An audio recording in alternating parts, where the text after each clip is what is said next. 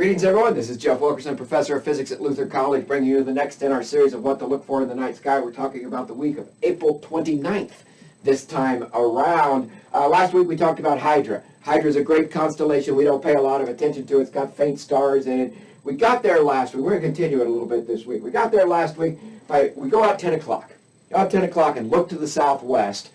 You live somewhere in mid-northern latitudes like I live. You look roughly 10 o'clock, you look to the southwest, and there's three brighter stars. Procyon's the brightest. It's the bright star in Canis Minor. Regulus is the star in the base of the sickle of Leo, very bright star.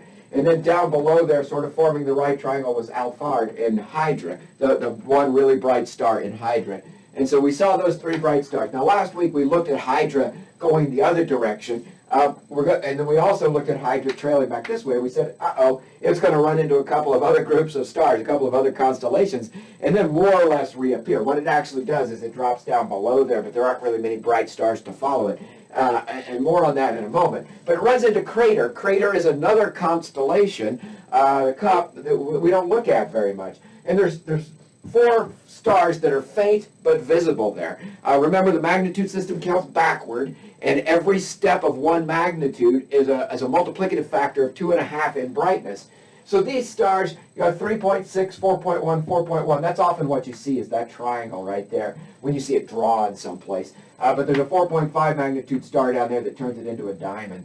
And those four stars, you'll see under good skies. Most of us will see down to around 5th magnitude. For me, this is far enough south. Those stars get to be pretty hard to see. And I might need binoculars, and I need to work on it. The 3.6 is the one I can probably reliably see out of that, and maybe these, and that's why you don't see the 4.5 often when people sketch the pattern, the asterism that they see there. You don't include it because it gets harder to see further south for those of us this far north. If you live further south, then great. You have a better chance to see these things. We move on from there, about the same distance on across, and we get to Corvus the Crow. Now Corvus, as these stars get washed out in the haze of the atmosphere for me, and light pollution and thickness of water vapor and stuff, I don't see fainter stars on the southern horizon very well. Corvus pops. Corvus I do see, and you can see that with the stars are 3.0 magnitude, 2.7 magnitude, 2.9 magnitude, and 2.6 magnitude. So they're noticeably brighter than these other stars. This really does pop out. So I walk out now. It's 10 o'clock. I look south, maybe just a little bit east of south still this week. It depends on where you are, early in the week, late in the week, which side of 10 p.m. you are, whether you want to be looking more or less due south or just east of due south to see Corvus the Crow, this quadrilateral of stars that pops out. And so you look at this and you say, okay, the delta star here, Algorab, is a binary star. So if you have a possibility of finding a telescope to look at that, it's a pretty decent binary star. It's separated by about 24 arc seconds, which is a wide separation. But the fainter star is 8th magnitude or 8.3 magnitude. The brighter star is this 2.9. And so there's a big brightness difference. So it's not the easiest thing in the world to see, but that makes it really pretty when you do see this. So this is a good binary star to try to check out with your small telescope. As you look at this, these are both Arabic words, as we often see here. We have the crow, the name for the constellation, and right wing, the Al-Jannah, would be this translation that we would see right here, the right wing of the crow or the raven around there. Now, just below this star, in the bottom of the quadrilateral, a few degrees, is a nice globular star cluster. We've talked about globular star clusters each of the last 2 weeks, so this is 3 weeks in a row. Maybe next week we'll see if we can make it 4. Why the heck not? And that's M68. So if you got your telescope out and you want to make a little small hop down from the bottom, the southeast corner of Corvus, the asterism of Corvus, you'll get to the M68, and then you drop 13 degrees down to M38 here. And the bright star that's up above this whole region up in here, not drawn on the board, is Spica in Virgo. So you'll see Spica up this direction to complete this pattern of stars. And so M83 doesn't have a lot of guideposts for you. There's not a lot of things to see to guide you there, so it's a little bit harder to get there if you don't have a point-and-shoot, a go-to telescope to do this. Just below there's a group of 4th magnitude stars, not completely unlike what we see in Crater right there, and that's Centaurus. That's another constellation that we Northerners don't really deal with very much. And again, it's really faint stars and really south, so really hard to see. But it's worth the try if you want a challenge to go out and find that. I think it'd be great. So we got a galaxy, we got a globular cluster. Interestingly enough, this galaxy we here here we are.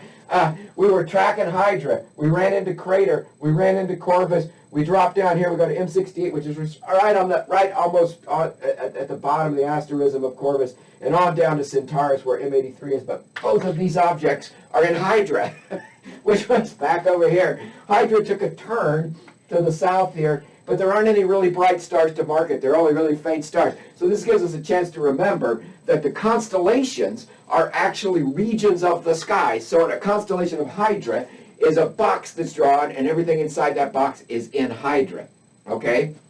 And the bright pattern that we see is an asterism. So even though there isn't a bright pattern of stars right here, Hydra sort of leaks down below these and comes on. And so M68 and M83 are both in Hydra.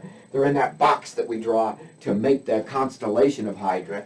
But last week we looked at the pattern that was the asterism of Hydra. So anyway, that's just something fun for us to think about. There are 88 of those constellations. They tile the entire sky. So 88 constellations cover the entirety of the sky, so that any object you find is in one of those constellations. One last thought for today. Obviously, I've been leaning against it pretty hard over here, and I'm going to have to redraw it some. Yesterday in class, I don't know how many of my students are watching this. Yesterday in my class, we had some writing on the board where we were doing lab, and we were talking about what we wanted to get done, and as I was walking around, it was pointed out to me by one of the students that I had the number 3 had been transferred to my arm, the arm of my shirt, because I leaned against the board while I was talking, and there was a 3 and a 4 right there, and the 3 was completely gone from the board and was a perfect sort of transfer to my arm there of that number 3, which happens to be the number I wore when I played ice hockey, so that makes sense, I guess. May 4th, the morning, 5 a.m., so we're talking about Saturday morning, May 4th, about 5 a.m., depending on where you are locally, your local time. You go outside, you look to the east, there's a 20% full moon. So a beautiful crescent moon. Not a really thin going away crescent moon. The moon's waning right here, but it's a thin crescent moon, a nice crescent moon. And it sits squarely between Saturn, the sort of creamy yellow dot that would be above it, and Mars, the red dot that is down below it. And so see if you can find here, just before the sun comes up, you've got the 20% full moon, Mars and Saturn, and then Neptune sits about 5 degrees, depending on exactly what time you look, sits about 5 degrees away from this moon, right on the line between Saturn and Mars. And Mercury's on down here. You have to wait a little bit. You have to wait closer to sunrise to see Mercury. And Mercury's reaching its elongation, its western elongation from the sun, but it's not great. It's hard to see, but it's not a bad time to go on and try to find Mercury. Now, Jupiter and Uranus are going to come join this party here in the coming weeks. So we're going to have a big grouping of planets here in the morning sky coming up. Venus is there, right in that region right now, but Venus is going the other way and is going to pop out in the evening sky in the weeks ahead. So that's something to check out on Saturday morning, May 4th. Look at the moon sitting between Saturn and Mars and enjoy that. Think about Hydra and Corvus and Crater and enjoy that for one more week. And as always, thanks everybody for watching, and hope you have a great week ahead.